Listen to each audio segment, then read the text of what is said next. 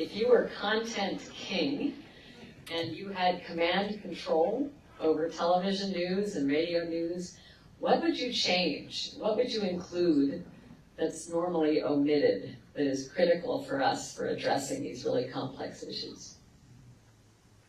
Well, to pick up on what Allan said, we have economy in the news every day, day in, day out, 24/7.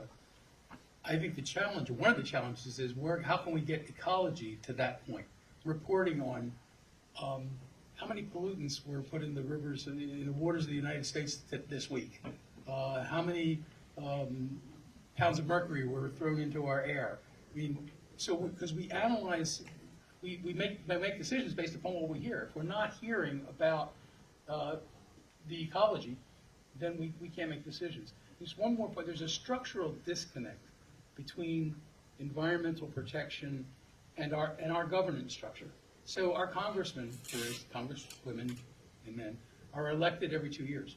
Environmental problems are generated over 30 years, 40 years, 50 years. And so today's Congress, no matter how good or bad it is, doesn't really cares about what's going to happen in the next 2 years. Does not care about what's going to happen in the next 50 years. And so that's a challenge for us. So I think I would have children reporting the news, right? Because they have such clarity about what's going on, and they don't know, like Greta said, they really don't know how to lie about it. They can only present what's there.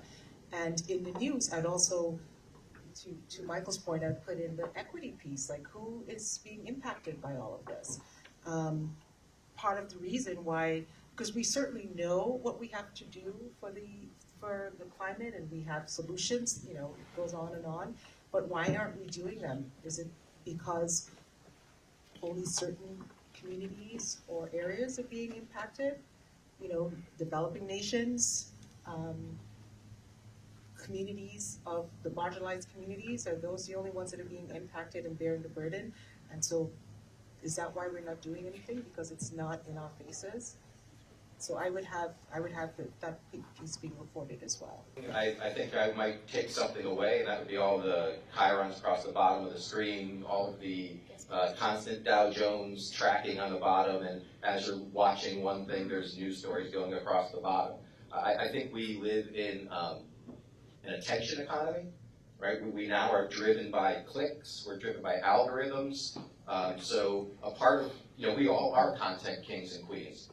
What we click on drives a lot of what then gets reported again and again.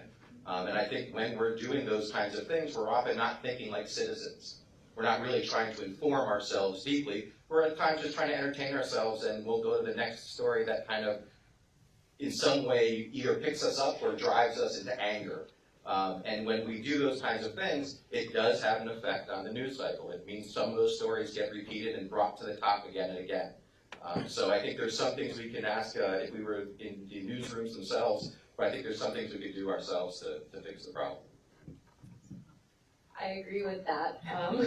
I also think that what we need is for the news to help support a cultural change. I think especially among my generation, we're particularly influenced by each other. And I think if we saw more stories, for example, of what people are doing in their own communities even across the country to start, that would help set an example and help kind of change what we see as culturally acceptable. If all of a sudden everybody decides that, wasting plastic is just as terrible as when people smoke in a restaurant, we see what effect that can have. So social change is powerful.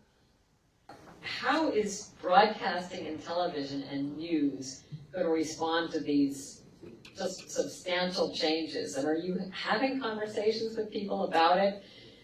Is there any sense that there's a plan for a different kind of sustainability in the future, or do you think they'll all be caught up short? They're not going to respond unless the public demands it, unless it's what the public wants to see. What happens in the news industry is a short-termism.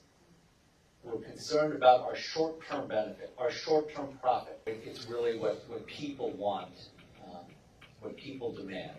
So if they're demanding, if public radio, for example, which probably is the best thing around in broadcasting and is willing to give 5 minutes, 6 minutes to a really solid investigative story, if their ratings just keep going up and up, if their pledges keep going up and up, people are going to see. And part of that also has to do with education, right? You know, people have to be willing to be informed.